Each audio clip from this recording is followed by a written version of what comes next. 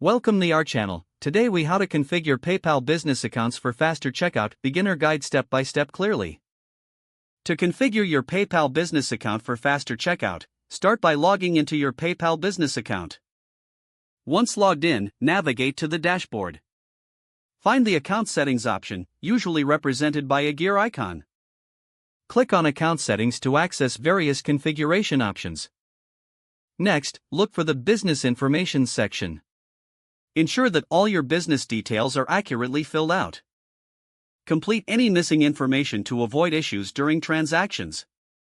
Now, head to the Selling Tools section in the left sidebar. Click on Website Payments under the Selling Tools. Select Choose a button to customize to create a payment button. Here, you can select the type of button you want, such as Pay Now or Add to Cart.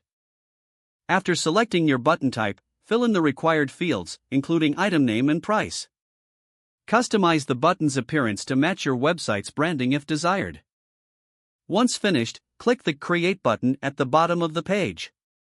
You will see the generated HTML code for your button. Copy this code for integration into your website. Return to the Website Payments section and look for Payment Preferences.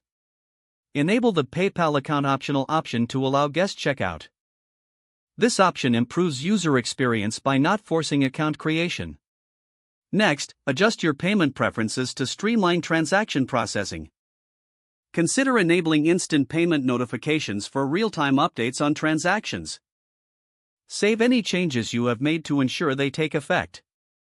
After configuring these settings, run a test transaction to ensure everything is working smoothly. Monitor your transactions regularly to address any potential issues. Congratulations, your PayPal business account is now configured for faster checkout. If the page does not load, refresh the browser or try again in a private or incognito window. Make sure you are using the correct email address, then retype it carefully to avoid small typos. If your password is not accepted, use the reset option and create a new strong password you can remember.